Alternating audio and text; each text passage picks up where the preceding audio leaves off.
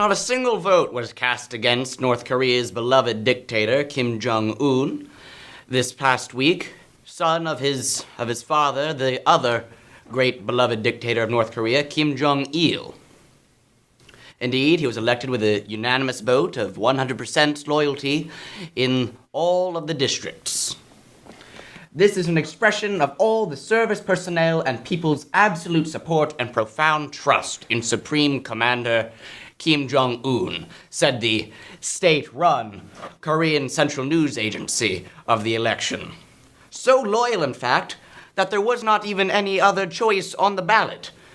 He was the only one. Meanwhile, the dissenters of last year have gone mysteriously missing.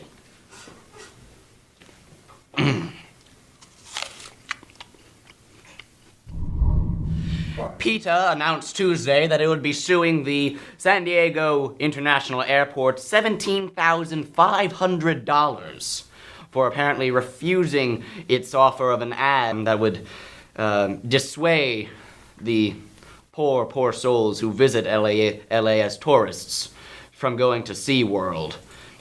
It's been caught in controversy ever since the Blackfish documentary, which was apparently about killer whales and their captivity, especially at SeaWorld. When I was growing up in San Diego, we didn't know better, and our folks took us to SeaWorld, said the obscure and otherwise unknown actress that they got to perform in this ad. PETA suggested that tourists who find themselves in LA, I don't know why, would go to the park and ride the carousel, or perhaps do something more worthwhile than going to SeaWorld, such as lying on a nude beach. The PETA attorney, Sean Riordan, had this to say. While the government has some authority to regulate advertising, this is an example of the government abusing that authority and unfairly discriminating against the message of a specific advertiser. Ironic, coming from the lawyer who defends the people who seem to think they have the authority to regulate whether we eat meat or not. I'm out of here.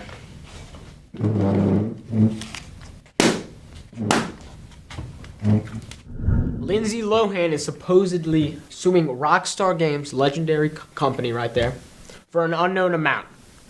They think they used her character in Grand Theft Auto V, their most recent game.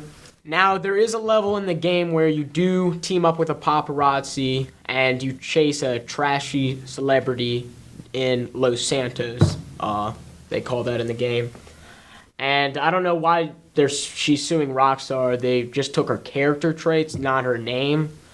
Nation of Islam leader Louis Farrakhan asked that President Obama open up Area 51 to scientists in a sermon he gave on Saturday, February 15th.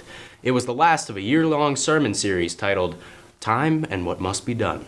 Farrakhan is often referred to a UFO he calls the Mother Wheel, which according to The New Yorker, he describes as a heavily armed spaceship the size of a city that will rain destruction upon white America. In his recent sermon, Farrakhan said, "We believe our words that we have shared on the presence of the wheel could help the president and America convert Allah's warning of chastisement and destruction if America does not bow down." Apparently, his suggestion to open Area 51, a recently declassified Air Force base in Nevada desert, to scientists would help in these efforts somehow. A man accused of 3 Michigan bank robberies may have metaphorically shot himself in the foot by posting a Facebook selfie in which he was holding what has been described by authorities as a submachine gun. James Baller, 21, allegedly robbed 2 Pontiac financial institutions, a Genesis credit union of $4,300 on February 26th, and a Bank of America branch of $4,000 on March 4th. He's also accused of robbing a chemical bank in Bay City of $7,000 on March 5th. Surveillance video caught one of the robberies on camera. Investigators first connected Baller to the robberies on Thursday, when they discovered his Facebook page on Thursday and noticed a close resemblance to the person in the surveillance video. A detective found the Facebook page and made the connection, according to FBI agent Sean Galligan. The officer gave the information to the FBI, but an affidavit obtained by the Smoking Gun did not explain how. It helped that on March 5th, Baller posted a photo of himself holding a weapon similar to the one used in 2 of the robberies. The photo also showed him wearing clothes similar to those worn by the suspect caught on the surveillance tape.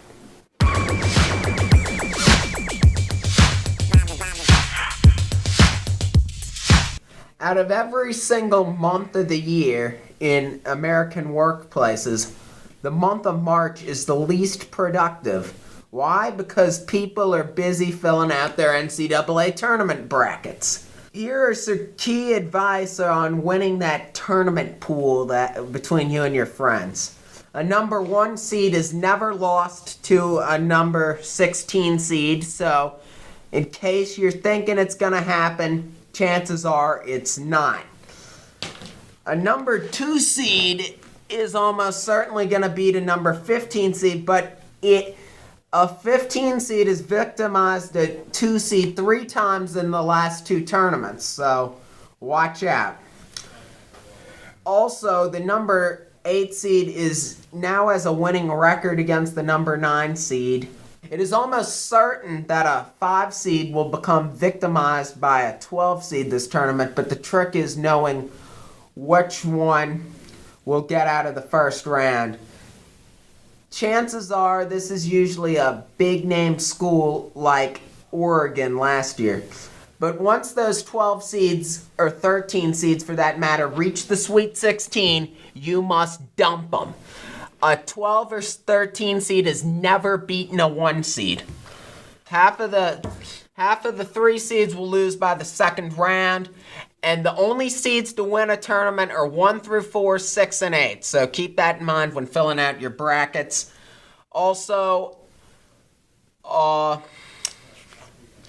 there's a 25% chance that a 7 will knock off a 2 for a second round game. A lot of upsets happen early in this tournament, but pick a big school for who wins the whole thing. There'll be some Sweet 16 Cinderellas, but these Cinderellas will not take the big enchilada. Calm down, Dad. Walking on water. I appreciate that.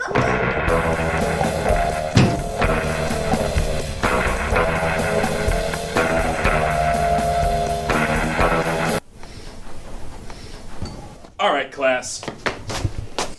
Alright, boys. Today we're going to be learning about super math. And for those of you who don't know, super math, who drew the rocket ship on the board? You guys are drawing too many rocket ships all over school. Stop it. Now, the purpose behind super math, children... What's super math? Stop. Stop talking. Wait till I'm done. I'm not done yet. Stop.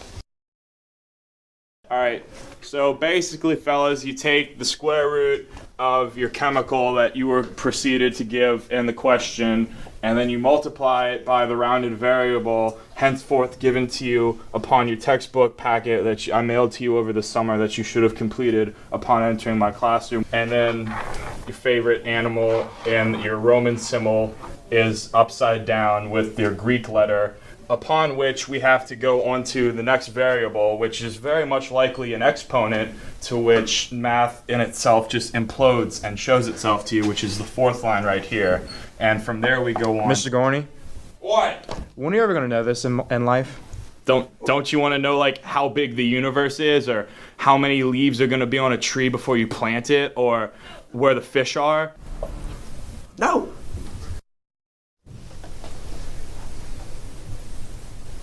Yeah, that's a good ending.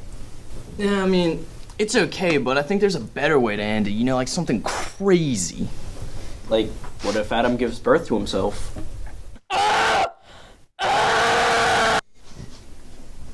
No, that's disgusting. What if the teacher's head explodes? Does anyone have any questions? Where do the ducks go during the winter? Well, you see,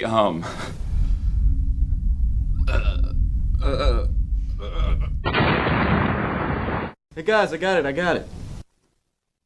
Chicken smoothie. Chicken smoothie.